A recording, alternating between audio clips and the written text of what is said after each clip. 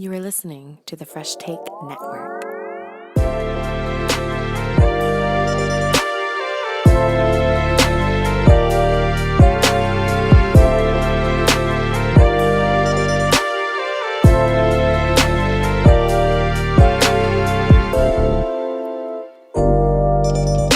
Welcome everyone to Fresh Take. Joshua Adam, William Overthought. We're here with Richard Stroban, and I'm very pleased to have Malika Karim on the show today.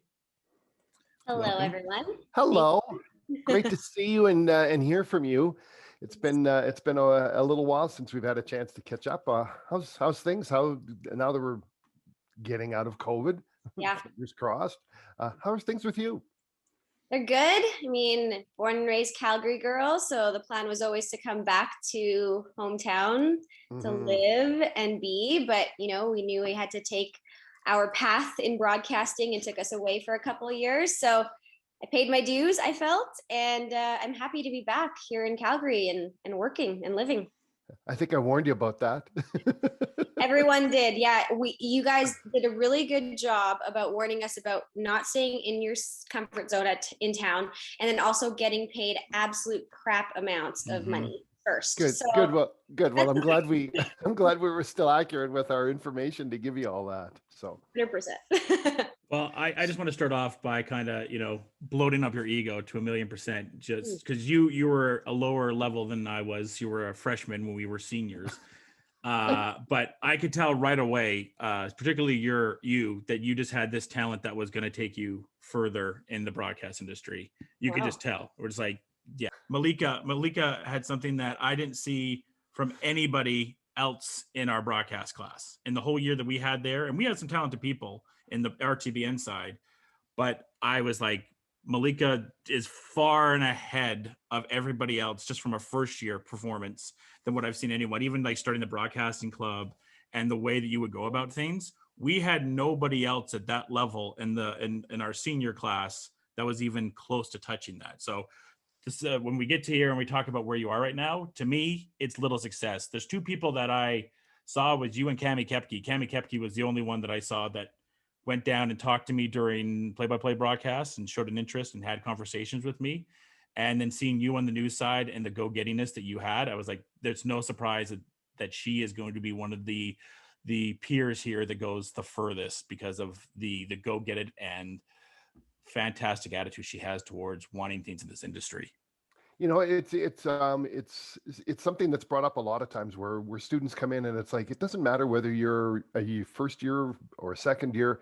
We've had many people who have ended up being a first year person who end up hiring people who were in second year class. So, it's what you do with the skills you have after you graduate type of thing. And I concur, Josh, Malika, when you came in, it was obvious to me that you had so many skills that you brought in that it just took some, a few little fine polishing to try and get some things. So congratulations on a wonderful career. The broadcasting club, like, what is she doing that for? And now I kind of like later, I'm like, oh, that's stuff that we should have taken more seriously a little bit more now, because, we were talking about your class that was lower than the class I had, just a lot more success. And you could tell just from the attitude that class had coming in and you kind of being the lead charge of all that. Yeah, it was an interesting time. I think I credit my maturity, maybe my drive to being a little bit older in the class. I mean, I feel like the personality would have been the same, whether I was 18, 22, or when I came in at 26. But I think that when you come back into school at an older age, you have a direction and you have a purpose and you know what you want and you're going to go for it. So I can say that for myself too. I did an undergraduate in biological sciences, like in science psychology. Yeah. Great, nice paper to have, but then didn't do anything with it. And but I can't say that it was useless. Like, it taught me how to navigate. It taught me how to research, right? Like, a science is, you do a lot of research that helps you with journalism. I did a sociology minor with that psychology major, and like, that's helped me with talking to people and understanding how people are and just being fascinated with it. So it was interesting because I took a couple of years off in between school, and someone said to me, hey, like, what are you doing? And I remember I was studying for the LSAT, like, that's the law entrance exam. And And I was studying because I had no idea, like my passion was so, I feel like I could mold into anything, but I hadn't found something that was like an aha moment where I was like, yes, that is me. That is what I want to do. I just kind of figured, okay, you know what? My career is going to be my 9 to 5, and I'll do hobbies or other stuff that satisfies my needs. I'll volunteer because sometimes people don't get to follow their dreams, and that's okay. And there's still food to put on the table, and you just have to buck up. You have to be an adult. But then I emceed a friend's wedding, and I don't know, it was natural, and people were coming up to me and they were saying, what do you do? I'm like, oh, I'm writing the LSAT soon. And someone said, no, you have to go into comms, PR, broadcasting. And it was like that cartoon moment where like the light bulb goes off. And I was like, oh my gosh, why have I not thought about this? And I was lucky enough to have someone that was close to me in the industry working in Calgary, had gone through the SAIT program, and I was able to just pick up the phone and call her, and we can name drop. She's wonderful, Bindu Suri. And she right away, right? I'm 25 years old at that point. I'm asking her point blank, Bindu, do I got it?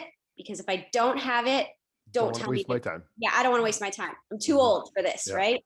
And she's like, no, you have got it. And she was great. Like, I mean, I knew that that was coming from, yes, a friend's perspective, but also a person that understood the industry, knew how grueling it was going to be. And she just said, yeah, you stick it out, you're going to do fine.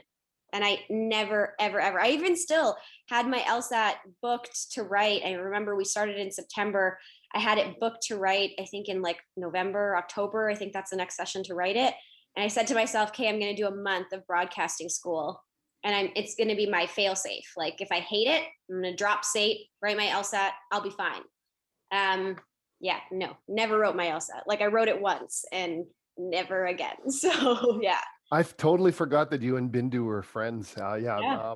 Bindu's a wonderful, wonderful person. I get to see her quite often because my wife works with her. Yes. And it's funny you mentioned that, because I've always believed that people come in and who are going to be successful in broadcasting or successful in life. I think no matter what they choose, they're going to be successful because they have that drive and that passion and that energy and that willingness to want to fight through when things do get difficult, and nowadays it's just so easy to just, it's so disposable. Okay, well, I'm just going to try something else, right? This isn't it. And it comes to that, and I know I'm going to hear about this in a second here. It comes to that, how bad do you want it, right? When it gets painful, that's when the chips are down and it's like, does this really matter enough that I really want to continue to do this, right? Yeah, it's true. And that stayed with me. And I think it stayed with so many people in our classes, like that motto, how bad do you want it? I mean, I remember my uncle even telling me, my parents are immigrants. They moved from Africa. He did as well. And they pretty much came to Canada with nothing in their 20s. And they built up their life for us to have a better life. And I was born and raised in Calgary, like I said at the beginning. But the thing that was different is the opportunity. And I grew up being anything that you want, you can be. And I think that the best advice that my uncle gave me was, you know what's wrong with your generation? He goes, you can't make a decision and you go back and forth. Because I was sitting there, finished my undergraduate degree, working at his store as a receptionist at his office in between my summer semester. And he goes, what are you doing with your life? And I was like, I don't know, I might do this, I might do that, and he goes, no. He's like, that's the problem with your generation. He's like, we came here, we had no choice but to work and put food on our table. And then we made decisions and we stuck with them. And he's like, you need to make a decision and you need to stick with it. And I think that helped. I think how bad do you want it helped, because it's not all glitz and glam. For sure, it's not glitz and glam. And it's still not glitz and glam, even when you've made it, it's still hard work, right? So every day is not going to be great. Every day is not going to be successful. Every day it's not going to be, I've hit it out of the park. That was the best stand-up I ever did or best live hit ever. But you just keep going, just keep rolling with the punches. And for me, it's the fulfillment I get. Other people do different things in their life. I love talking to people. I love telling their stories. COVID has been a huge challenge on itself, mentally, physically, and we push through. This is a time we're going to be talking about for the rest of our lives. Where were you when the pandemic hit? Were you reporting? Where were you? What stories did you tell? So I feel like it's my part for society a little bit.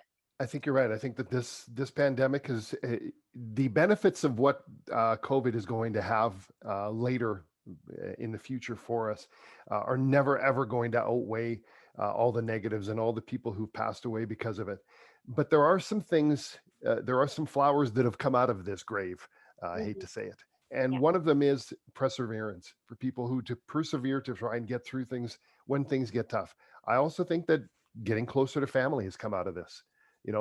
Being in that bubble with people and having to stay there rather than I just need to get out of here type of thing. I think families, it's not like they weren't close before, but I think families, they're going to be a stronger unit because of what they've gone through together and what they've survived with, So, Josh, go ahead, man. Well, normally I like to ask people what drove them into being a broadcaster. What was that moment? But it seemed like you had so much else going on. But was there ever a moment priorly when you saw the TV or something like, oh, that's something I may want to do one day? I don't think so. I think coming from the background that I came from, it was never an option. It was never kind of a career path that was shown to me. My sister's a lawyer. My cousins are doctors, optometrists. My best friends are doctors.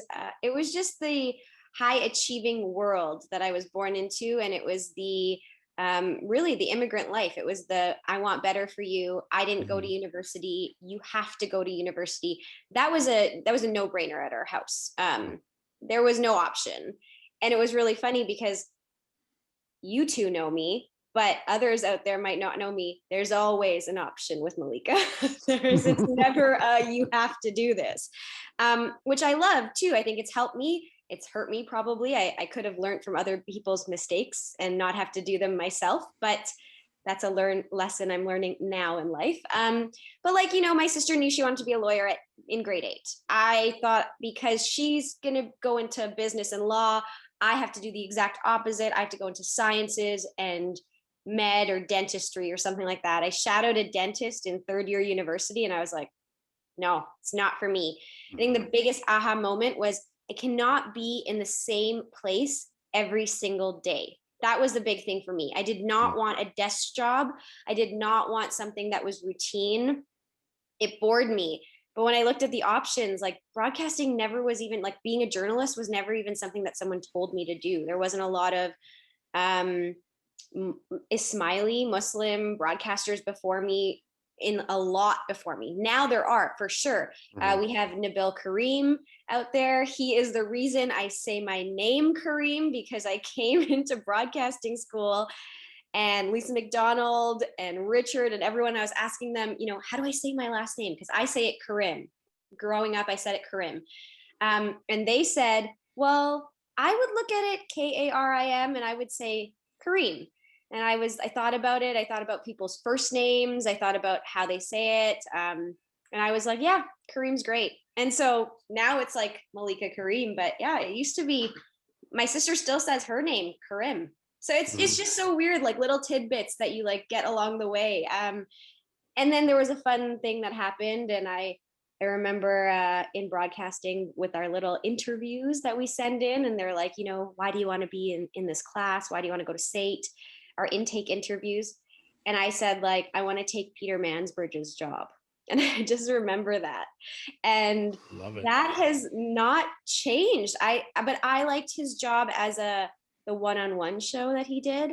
Loved it. I loved just this, sitting with people, chatting with them, getting to know them, really connecting, because humans are fascinating. And I think that was one of the reasons that I got into broadcasting too. I just wanted to report on cool stories.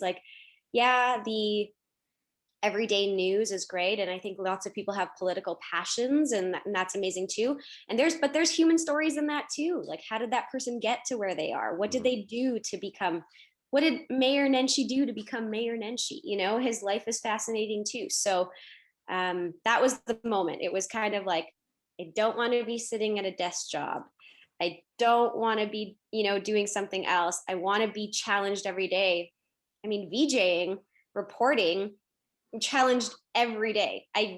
Don't even know my day. I walk into the day and I get sent on assignment, or I pitch a story and I get sent out there, and it's great. It's a new day every day.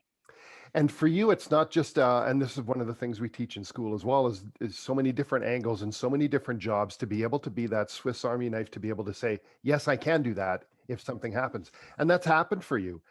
You had to do weather out in Winnipeg. We'll talk about your career arc in a minute, but it just blends well with what you talked about. And you've even just very recently on your birthday weekend, were anchoring here in town as well. And you did plenty of anchoring out there as well as DJing. So that opportunity to be able to just step in and do things, and that and have something new, not be something that you have to do for months and months to be able to get used to.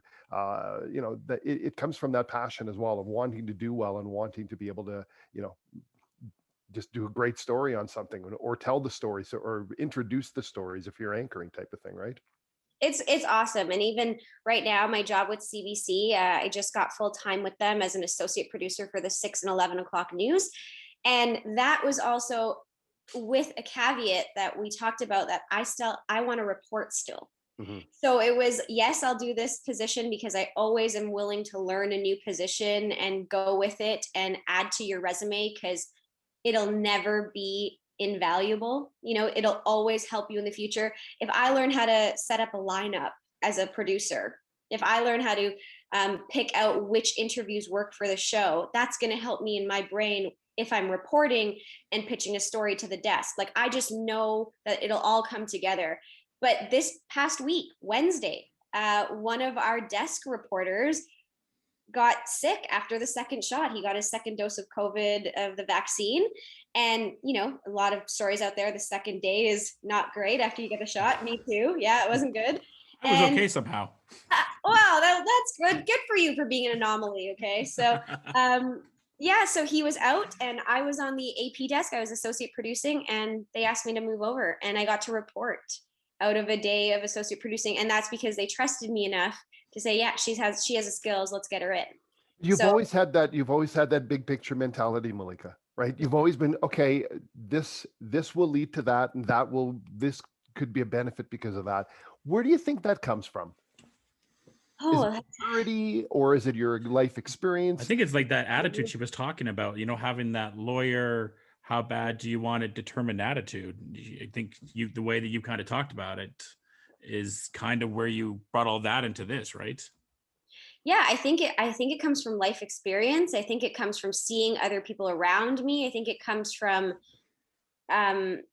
understanding that failure is not a bad thing as well. It'll teach you stuff. And I've got taught that I can do certain things in life. I'm really good at certain things in life, and I'm not so great at other things in life. Like, if we were watching the US elections over in November and we saw one of the reporters doing math in live time as a reporter, oh my gosh, that is like my fear. If someone asked me to like even multiply something simple on air, I'd be like it's just deer in headlights. Math, no good. Talking to people, great. Connecting with people, great. Very, very meticulous as well. So we'll get back to that, where we can talk that right now, Richard. Let's talk that right now. How's your meeting deadlines coming along? I am like knocking on wood and happy to say I've never missed a deadline. Yay.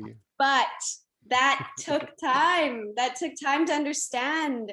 It's like I'm so type A in certain situations. So even when I'm learning a new job, I get made fun of all the time. I have my notebook with me and I'm writing like pretty much verbatim what someone is telling me. Okay, so you got to turn on this system and you got to make sure you right click. I'm writing right click, blah, blah, blah. Like, because I don't like to ask people again later if I've already been taught. I would rather just reference my notes and then understand it, ingrain it, and just learn it and be great. But yes, in broadcasting school, Richard, you can tell the story and I'll tell the background as to why.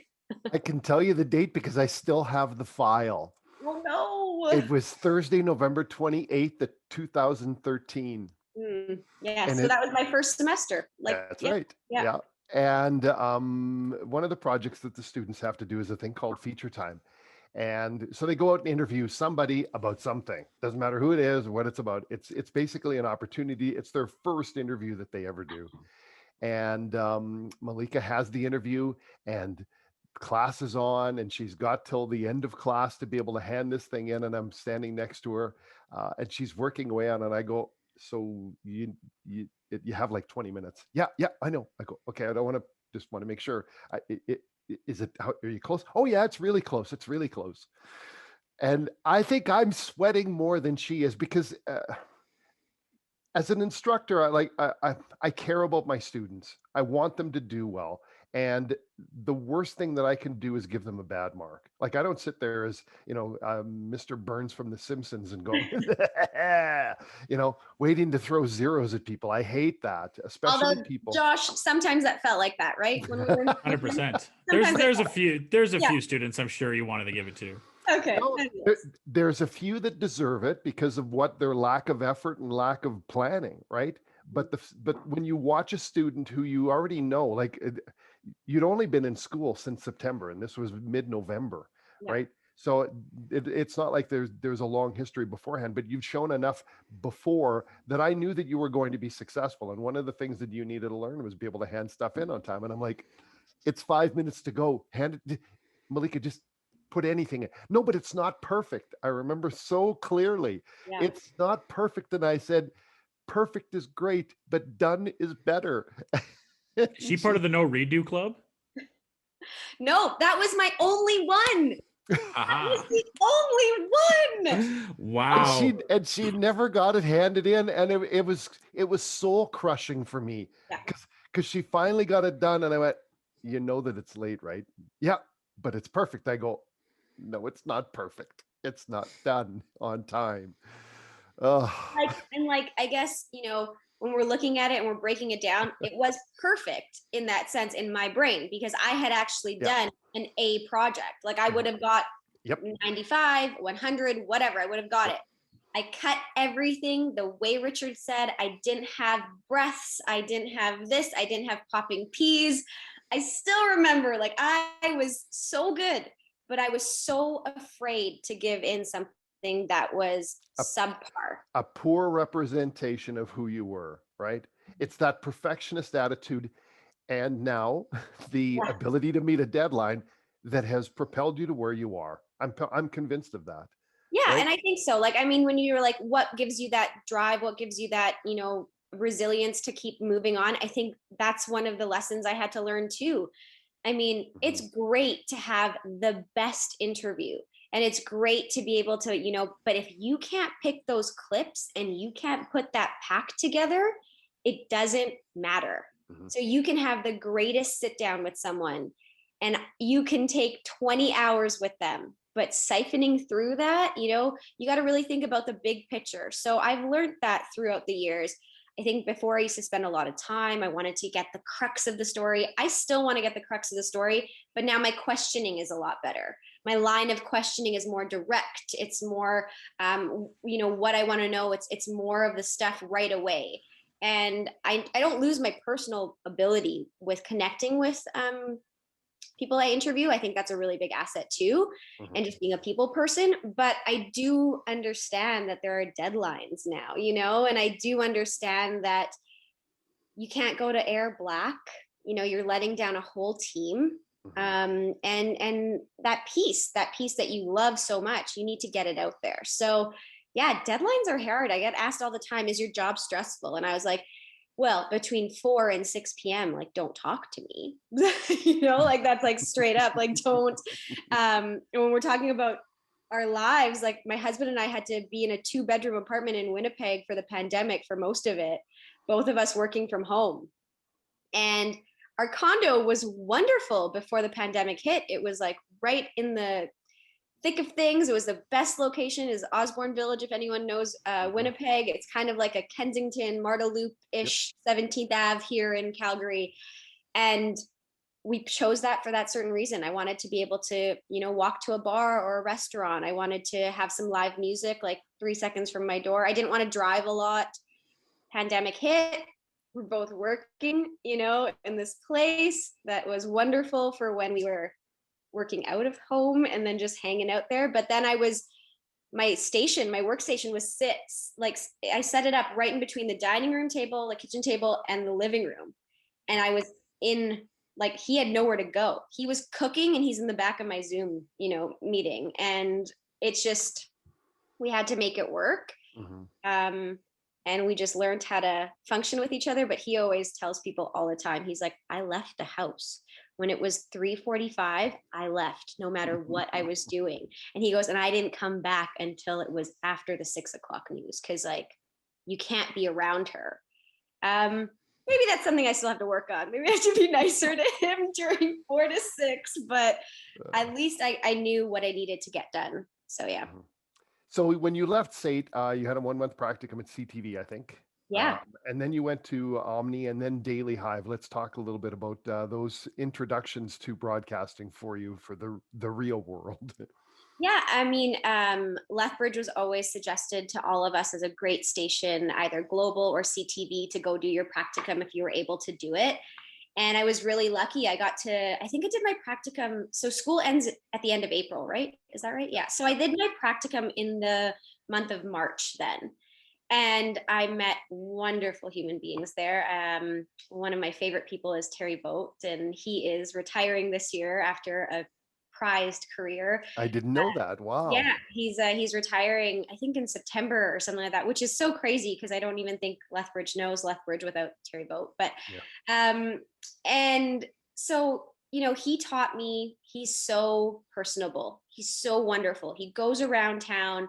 We're at a coffee shop and people are like, hey, Terry, how's it going? And, they just love him. And I was like, this is the example, this is the kindness that you need to give. This is the integrity of a story you need to give when someone's going through a hard time. And 20 years later, they still want to say hi to you at a coffee shop. And I was like, okay, this is amazing. So he was a great mentor. And then I actually had to cut my practicum short. I was having such a great time. They were letting me do packs. I remember writing in my journal. I don't journal very often, but every so often I've been seeing that when I start something, I journal. So I just read it the other day and it said, wow, in my first week, I shadowed and I did a pack. I did 3 packs the next week. And the week after I did 5 packs. I did a pack a day. So they were treating me like a regular reporter, which I was blown away by. And it was a great opportunity. And then I applied for this job. So someone had approached Lisa McDonald at school and said, hey, I'm a producer with Omni and Rogers. We have to get this series out. It's called Alberta Roots. It's going to be X amount of episodes. And it's going to be talking about immigrants coming to Alberta and establishing careers and family and life. And so you got to find cool little stories. So I applied, I put my name in the hat, and I got picked, and that was amazing. But I had to leave practicum 3 weeks instead of 4. And it actually meant that I didn't come back to school too. So I missed a month of the end of school because I was already working or something like that. Or I did my practicum in April. I can't remember. It was something like that, but I missed a week of practicum, jumped into Omni and Rogers, did that till the end of August, got paid. That was cool. And then, yeah, I know, right? All of us are like, what? Yeah. Worked my butt off because they were segments that were, some were 8 minutes long, some were 5 minutes long, some were 3 minutes long, and some were 2 minutes long. And some were nat sound, some had reporter voices in it.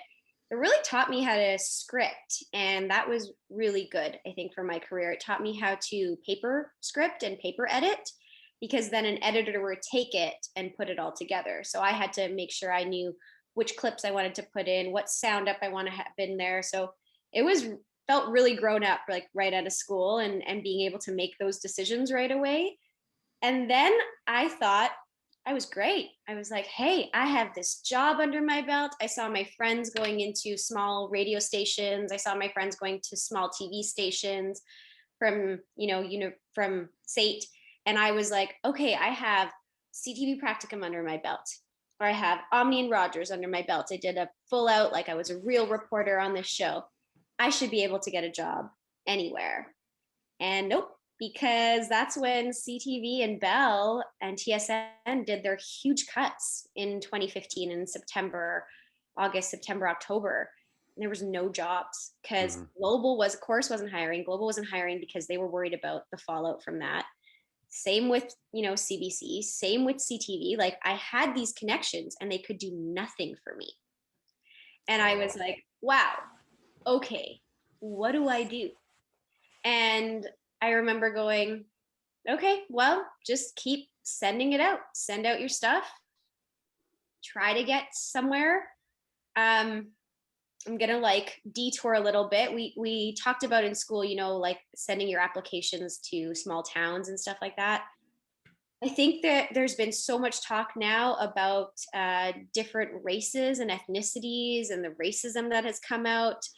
And I am fortunate. I'm very like happy for my time at SAIT, but I hope now that maybe we're talking a little bit more about diversity in classes at SAIT because, yeah, I kind of got told like, you're a female, you're pretty, and you're ethnic, you're of color. You'll have no problem getting a job. The problem with that is when you send out your resume and it's just your name, I got discriminated against 100%. Rural Alberta towns did not want Malika Karim working for them. They didn't even hear my demo. They just saw my resume and they saw my name. And I wish it was anecdotal. I wish I was just like making this up and I thought like, oh yeah, that was in your head and racism's not real. But nope, one of my girlfriends from SAIT got into a little radio station in Alberta and told me exactly how it was there. And they were not picking the weird names, quote unquote weird. My name is not weird, No, but they were not picking the ethnic names. Do you know what I mean? So it's really hard because we get told we're able to do everything we want as long as we put the work in but there has to be a little bit of understanding that it's just a different world than the idealistic world we want it to be. And do you think it's changed in 5 years or no? No, it hasn't, because we just had the story of Rachel Nichols and Marissa Taylor.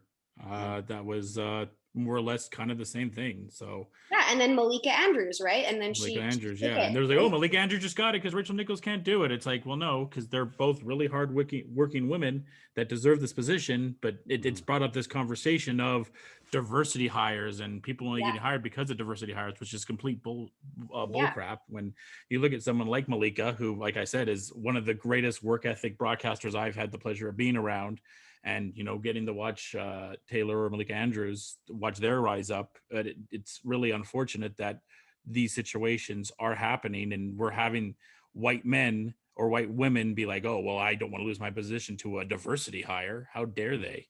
And it was unfortunate because even in school, I kind of had that on my back. Like I said, I was told, oh, like, you're a minority in a lot of ways. You're a female and you're a person of color. And newsrooms need that, I was told. By teachers, by people that knew what the industry was like. And that kind of, I think it put a target on my back a little bit. I think it put a little bit of a competition target on my back. Wow. Because my white friends were working just as hard as I was working, but I was literally being told, you'll get a job, no problem. And they were being told, you gotta put in the time, whatever. And I didn't like that because, like, I don't think I got my jobs because of my race or my gender. Ability and skills. Yeah. And I think it really shows. I mean, maybe, who knows? Maybe initially I got my jobs. Let's say I got my jobs. But if I didn't know how to do what I know how to do, I would have been let go for sure. Because these stations cannot function without competent people. They are too small. When you go to a small station, you are everything. And if you can't do everything, you're out because they don't have the money to hire an extra person to pick up your slack. So yeah, that was a bit hard. And that was like a eye-opening moment. And it's really hard, even just this past year, Black Lives Matter, what we had with like Indigenous people's rights coming out. And in Winnipeg, I was the only of color person on air. Like, let that sink in. At a global station, a big station, in a city, when it comes to on-air personalities, radio or TV, I was the only of color. Wow. How are you telling these stories? Mm-hmm. And, Manitoba and Winnipeg has a very large Indigenous population. We should be representing them. We should be having a reporter that is Indigenous. And it just comes down to where the company wants to go. It comes down to how much they're willing to spend. I mean, it's really hard. I think if you've read a lot of articles about ethnic reporters, like I said, like my parents wanted us to have the best of the best. Unfortunately, when you're making like minimum wage or close to minimum wage and you're expected to be a professional, that's not good enough for your parents. And it's not even about your parents at that point. It's not good enough for you. You're like, how do I make ends meet? Like I had student loans to pay off. I still do. I had, life to live. I had my apartment for rent, like there was all these expenses. And by the end of the day, I had very little left for myself. Like I couldn't even save money. So I think that's another thing with our industry that's really hard to get people to stay because they can't afford to stay. And when you look at like someone like me, it's really hard because like you have high achieving people around you and you cannot even keep up with them. Like you can't, I've said that a number of times. Some of the best people in this industry are from this industry. They've had to leave. And that's the thing is they're so good that they have so many other options to make so much more money. Yeah. Right. Yeah. Like comms jobs, it's a no-brainer. I pretty much told myself, got into broadcasting. I said, hey, Kate, you have 5 years. In 5 years, you need to reevaluate. And if you're not where you want to be in 5 years, you have to start applying to PR or comms. And I think I'm happy now where I am for sure. I've put in the time and we're back home. And so I feel like, okay, yeah, this is a good path. But it was really hard to like justify too, when you're both, you and your partner, if you're lucky to have a partner to split the expenses, great. But I had people that were in the industry with me in the other cities that I worked in, and they didn't have partners to cover the half of the rent with them. So how are they doing it? Like legitimately, their whole paycheck went to rent and food, and they don't get, they can barely. Some of them, like the broadcasting that you're eating ramen, you don't, and it's really hard. I mean, maybe it's easier for a 22-year-old, but for a 30-year-old, for now a 34-year-old, we have different wants in life, and maybe the 22-year-old has the same wants, but like right now we're married for a couple of years, we're looking at family life now. It's just there's different wants and responsibilities, and that has to go into factor. So yeah, Daily Hive, big cat. I told I went on a detour, but okay. Omni and Rogers, and I was getting nowhere. I had made some great connections in Lethbridge, at Globals, at CTVs, but nobody was hiring, which was really unfortunate. And then a friend of mine connected me with people at, it was called Van City Buzz at that time in Vancouver, and connected with them. And they said, hey, we want to start, we want to have a permanent person in Calgary to run Calgary Buzz. And I said, what does it entail? And so there was no on camera, there was no radio reporting, there was nothing. It's an online platform, right? It's a blog, it's a website, and it's a lifestyle website. So that was kind of, do I really want to do this? Is it gonna hurt my career? Always, right? Thinking about big picture. Malika Karim, CBC, worked at Daily Hive. I don't know if that works for me or not, but it made it work for me, because what happened was I ended up getting to be the city editor, right? And so that's a job that's quite prestigious. And I looked at it like, what am I going to be learning from this? Well, I'm going to be able to write web articles really, really well and really fast, because that was the whole thing. They had to turn out content so much. I'm going to be, overseeing a team, maybe of 2 people or something like that, freelancers. They're going to have to be giving me their assignments. I'm going to have to be editing. So I'm going to learn how to edit, and I'm just going to learn time management. So that was really interesting. I worked there for about 1.5 years, and it was getting to the point where I was starting to get that itch again, that I need to do something to fulfill me. It was great for the time. I chose it, I think, for the right time for me. Just personally, like my sister had small little kids I wanted to be around. My boyfriend and I at the time were, getting really close. We moved in together. There was stuff on the personal side that I wanted to respect as well. Career is great, but I think personal growth and what you want in life has to be whole picture. And I was getting paid a decent amount to stay in Calgary. So all these things were, okay, do it. It won't hurt you. It'll help you. It was really funny though. As they say, when it rains, it pours. I signed the contract with Daily Hive, and I'm not going to lie, I was working at the keg. I did that as my part-time gig all throughout school.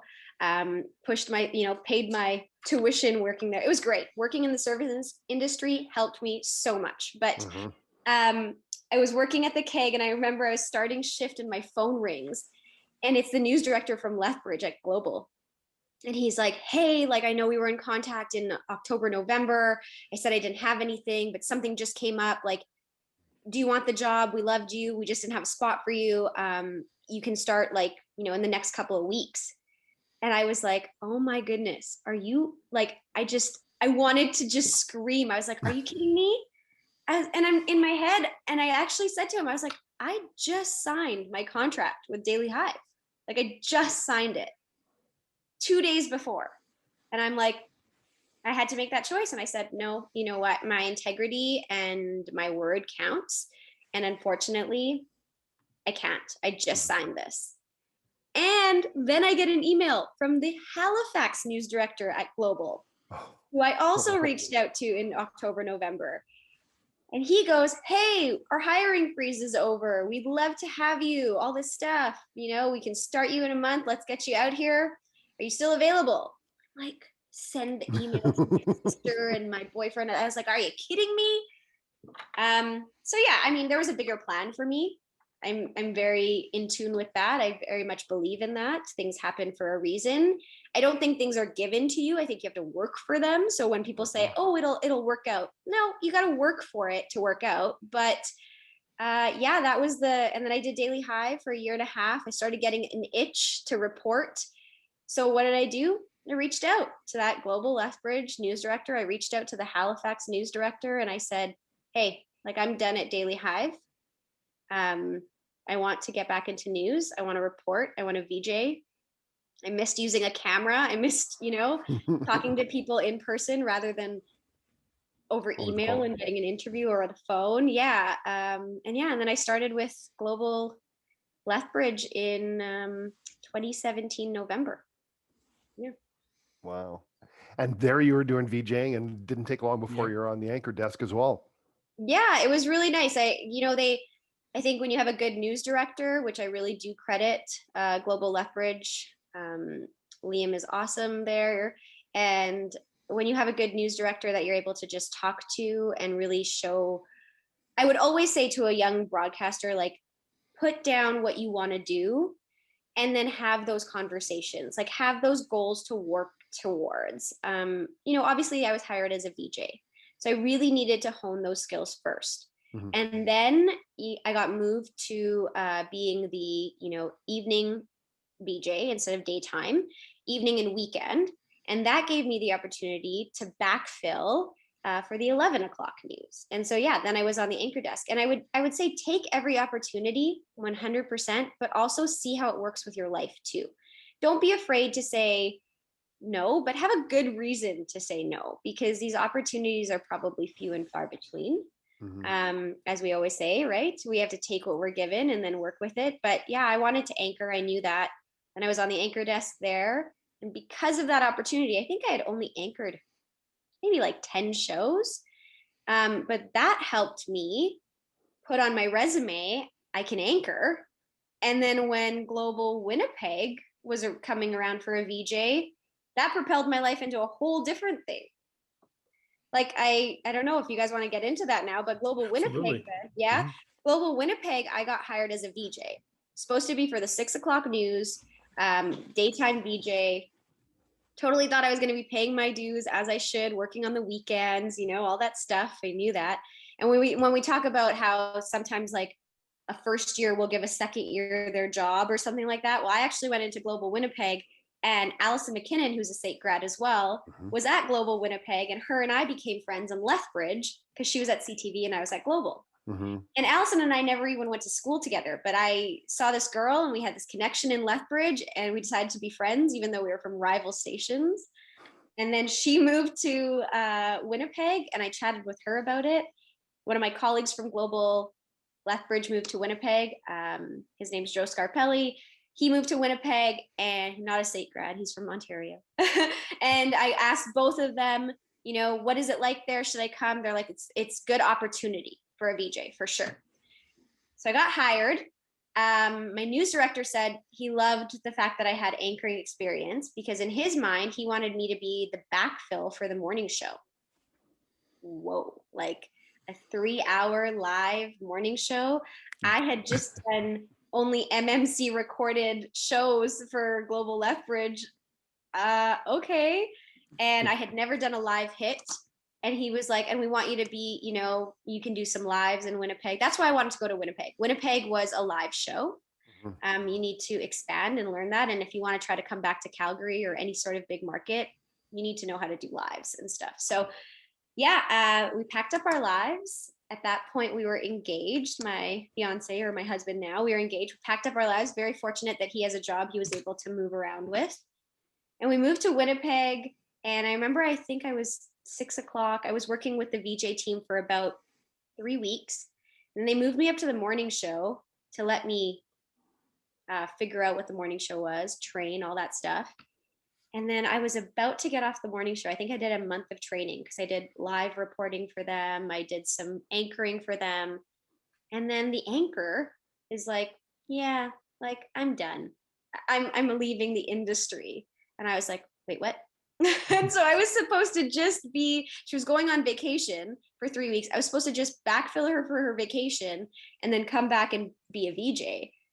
But life had other plans. And yeah, I ended up anchoring the morning show until they found a permanent, because I didn't apply for the permanent. I didn't want to be an anchor right away at that point. I still really love reporting. And that was a decision I had to make. And so I had to be 6 months on the morning show, which was a blessing and a curse, because morning shows are hard. They're a different beast. But yeah, it was great. And then I live reported for another 6 months for the morning show. And then I came down and I was a VJ.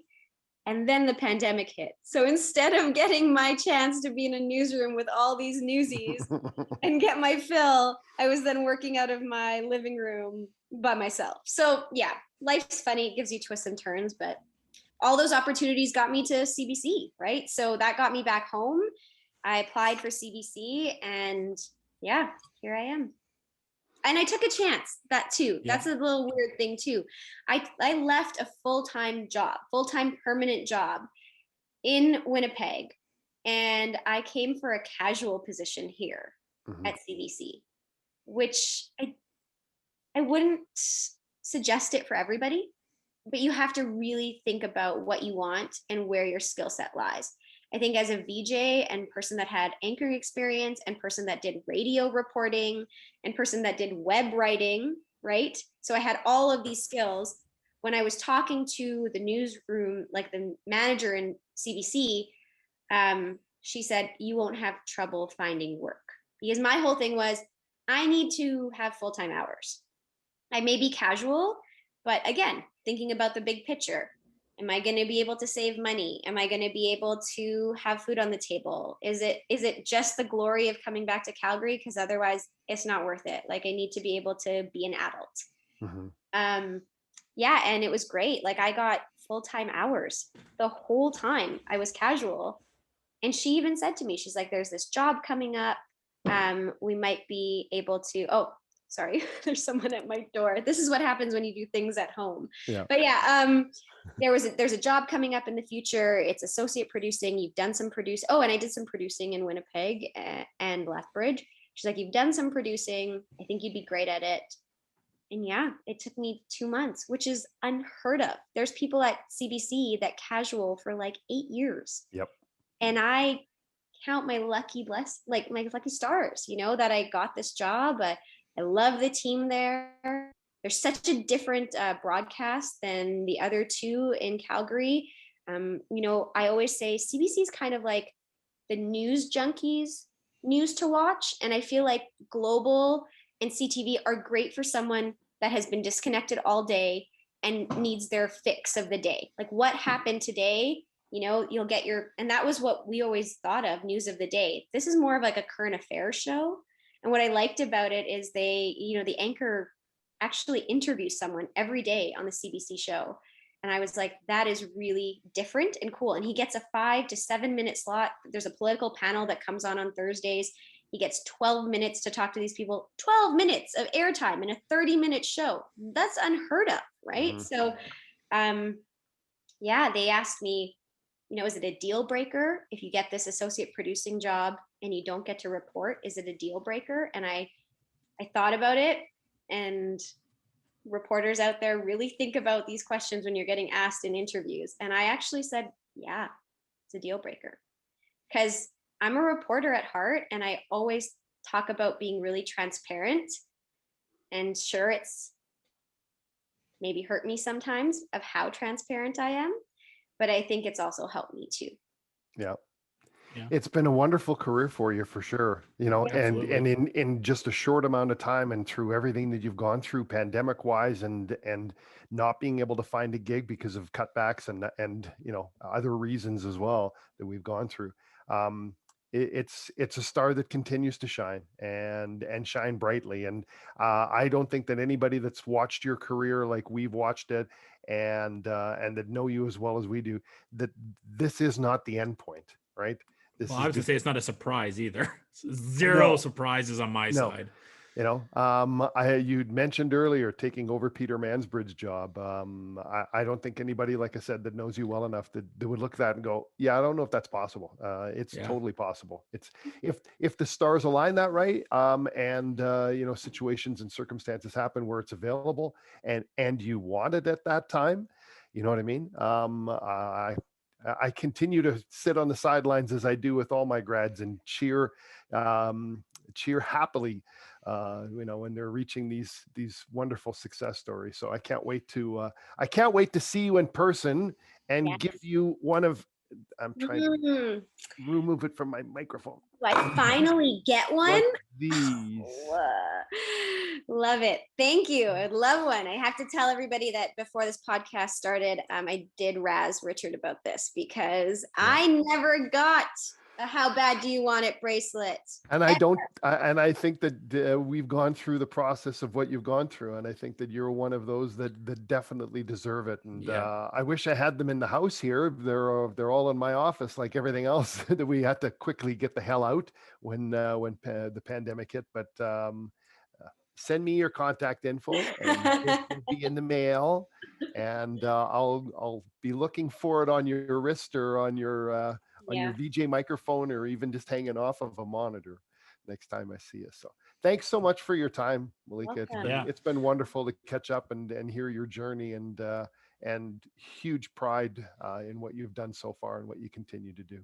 Thank you. I think the SAIT program is amazing. Everyone talks about it in the industry as well. And it's just that camaraderie, right? Like Josh messaged me and was like, hey, can you do this podcast? And it was a no-brainer. I was like, yeah, let's do it. Let's get it done.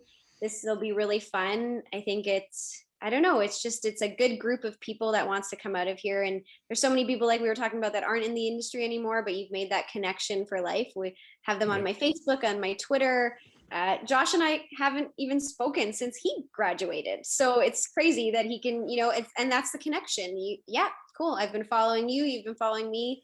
This is an awesome thing that you and Richard are doing. I'd love to help, for sure. It's just it's that family. Like, you and Bindu were friends likely before she went into the program. Yeah. But all of a sudden it's that camaraderie with Allison when you meet her in Lethbridge, and other people that you worked with in Winnipeg and other markets, where it's like a sacred. Oh, okay, good, okay. Yeah. I know what you've gone through. And just exactly. Malika is just, the really cool thing about your career is, you said it wasn't traditional, and there's so many more stories I'm sure we could go on here as we get close to wrapping up here, but it's been it's so cool to have someone of your stature on here, because we've had so many sports people on here, and it's so nice to have someone that is so ingrained in the news side and has taken such a passionate side to the news side, right? And when you hear the name Malika Karim, it stands out so strong. And like Richard was saying, when you talked about, I want to pass Peter Mansberg, you can just, when you hear that name Malika Karim, you're like, yeah, that screams national anchor. And I don't even think you flinch when you hear that. And that's, I think, the bottom line, and why I wanted, to have this podcast for, people that may not, have known you, to bring it to our audience, to be like, hey, this is one of the anchors that you're going to know. And when you hear the name Malika Karim, you're going to know that you're in tune for a very fantastic set of news, broadcast, and passion from that individual. I think we just have to touch on a little bit, but like, we're doing all the rosy stuff, right? Yeah. And it's been really nice talking about the rosy stuff. But if your guys are okay, I'll extend it a little bit longer just to talk about maybe the not so rosy stuff, because it's been hard. It has not been easy, and you see your peers get jobs that you feel like you should have got or you deserved, but you just didn't fit that station's mold at that time. You were not the person they were looking for. Maybe they wanted a male and they wanted to fill that spot.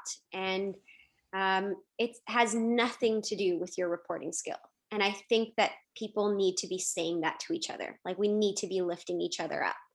And when a news director might tell you you don't have what it takes to be an anchor, like, I don't know if we're allowed to swear on this, but, bugger off, like, you can say that if you want. I've never said bugger off in my life, but I'm literally trying to censor myself. And, it hurts. It hurts when a person in power, in influence, tells you don't have it, or you can't get to where you want to get. I don't believe in that. My voice is a little bit higher pitched when I first started broadcasting, and I got voice coached, right? Like at SAIT, they taught you how to lower your voice. I know that the joke is always drink a lot of scotch and have a lot of cigars, right? But there is something to do that helps too, but don't do that. It's a bad habit. There is something to say about, just learning new things. If you're okay with taking that criticism and really just not being affected negatively about it, but being like, what can I do? They are obviously experts in the industry.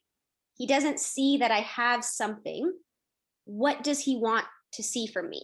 What does look at another anchor, compare your demo reel to another person's and say, what am I missing? And, try to be better at that. Don't just take it as a definite answer. Like, it's not. You can always change. You can always be better. You're constantly growing, right? If we looked at my tape from when I was at SAIT, we looked at my tape from when I was at Lethbridge, right? So we look at my tape now, and that's only since I graduated in 2015. We're only in 2021. It's been so much growth. I think what the key thing that we have to focus on, every single person has a weak link. Like, they can't be perfect at everything, right? Yeah. So let's just, and it's far from a weak link, but you brought it up, so let's talk about it. Your voice may be slightly higher pitched, but what do you bring that other people don't have in skill sets? The ability to do so many other jobs. Okay, your unbelievable passion and desire and energy, right? That it overcomes a small weakness, if you even want to call it that, where it's like, that doesn't matter, because look at what this person has here. They have all these other qualities, and it's like, and we can coach them. We can fix whatever, whether they're not a great writer, or whether they're not good on camera, or whether they're not a good interviewer. They have all the other skills that it's like, we can fix that. And that's what they come to school for. And I think that's one of the things that when you came in, you had so many qualities already that it was like, check, check, check, check, check. Okay.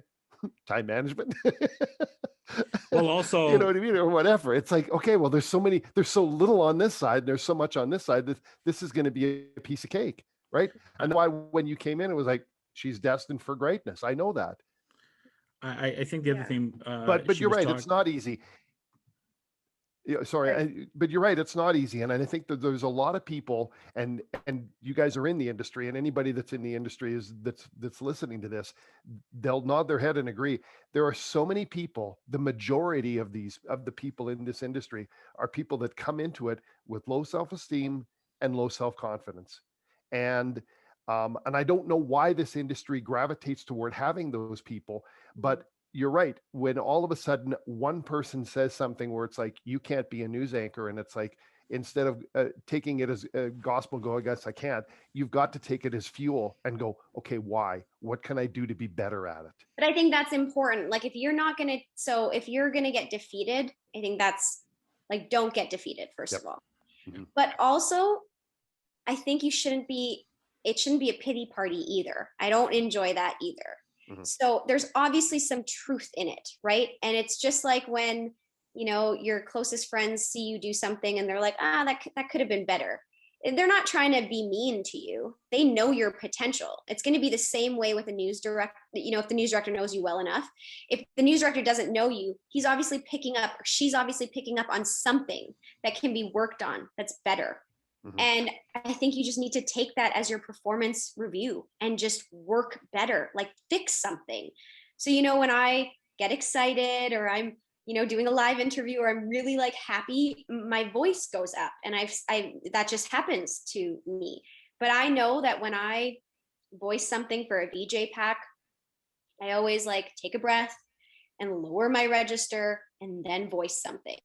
Or when I'm anchoring a show, I take 3-4 seconds, breathe, calm myself down, because I know when I'm excited or anxious or whatever, like your voice will naturally go up. Everybody's does. Mhm. And so you just have to take a second. And if you just know these tells about yourself, you can help yourself, right? And be better. So don't get discouraged after one person's something, but really don't dismiss it fully either. Like there is some truth in it. Yep. So it's if you want to open your eyes to it or not. Yeah. Yeah. One last question I kind of had here. The one thing we find with a lot of broadcasters is they start getting industry, and I can tell that you have it as well, is you start getting really adapted to, and you've talked about it so much, of telling people stories, right? And I think we've talked too about having the representation of stories, whether it be diversity or LGBT on here. How have you find being able to get some of those stories out there? Yeah, it was hard, but I always am championing different areas. So I think one area that you can champion as a reporter, and there's a lot of things that you don't have in your control, right? So you can come in the morning and you can pitch a story and it doesn't get picked up. Okay, fine. But if you get assigned a story and there's always this go-to person to interview, this go-to expert, yeah, they might be go-to because they're easily accessible and they're a great speaker.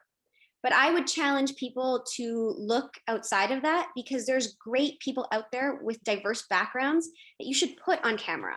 Because if you put them on camera, other people watching are seeing that there's another person out there who is a cardiac surgeon, and some little kid is saying, hey, that person looks like me, I could be a cardiac surgeon. Just like little things, be mindful. And so that was something that I really did implement and push for hard in Winnipeg and across the core, like the union at Chorus, was to start that, because I thought, we need experts of color, experts of diversity, and in diverse manners. So whether that be females, and this is to say nothing against Caucasian males. That's not the point of this. You're right. And I have wonderful colleagues who are Caucasian, who are white, and there's nothing against them. I'm saying just try a little bit harder. So if the easy way out is your news director saying, oh yeah, this person's great and this person's great, yeah, maybe your chase is done within 10 minutes and you have interviews lined up and your day's a bit better. But if you're trying to push yourself, sure, send the email to the easy guy, right? It's your fail safe. Say, hey, can you do this interview at this time? See what happens. But also, like, do a quick Google search. Look at, the U of C, the U of A, if you're in Calgary or whatever. Look at their different department heads. Go to their comms department. Talk to people. Make connections. And then try to champion other people to be out there in the news, because I think that's a way that you can be an ally too. Like that's a way that I am trying to do things differently. I might take an extra, 20, 30 minutes finding an interview person. But for me, at the end of the day, I'm like, wow, okay, great. That was a new voice that we added. And voices are always so important. They are. And a new opinion as well, right? Yeah. And just a side of things, right? Like, I'm sure you guys didn't know about the struggles that I went through, trying to get a job. It wasn't the same as your struggles. And we're on this podcast and I'm telling you, and it's a new voice, it's a new opinion, and it's a new side to life. It's the life we're all living. We all did it. We all hustled, got into the industry the way that we did. But my story is just different than yours. And you would have never known if you didn't talk to me. So, and I think that's the conversation, right? During BLM, I thought like I was an ally to my Black friends. And I realized, man, I have even taken my white privilege for way too much for granted until I had some more serious conversation with them. Like, man, I have not done enough. So I think those conversations need to happen. And when it happened, I talked to some of my friends of color and be like, what can I do? Like, you just need to listen and learn. That's the main side of it. And I think getting to tell those stories and listen like we did with you, that's the main side of getting us all better. I think so too. And it's just like little things that you can tweak in your life. Like, yeah, it's the easy route, but what's the more responsible route, and try to pick those as you're going forward. And I think like to be an ally as well, I got into this a lot. Like, I'm not Black, I'm brown, but like I was saying, I was the only person of color in my newsroom. And I think we all get a little bit stuck on, oh, well, they're ethnic, so they understand the struggles. Like, no, I don't understand the struggles. We're not all the same. We are very different. Yeah, I have struggles. Yeah, maybe I've been, pulled over by the cops, but I've never been terrified for my life. There's just so many different things. I've felt discriminated against 100%. I felt like if I maybe did something different or whatever, acted different. Maybe if I was a different color, like maybe I would have got off easier, but it's fine. It's my lessons that I learned. It's just that I think that was a big learning lesson for my newsroom. That was a big learning lesson for our union.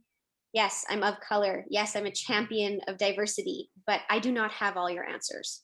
So if you want to learn and you want to educate yourself, there's lots of outlets out there and do it. Like, be a champion for yourself too.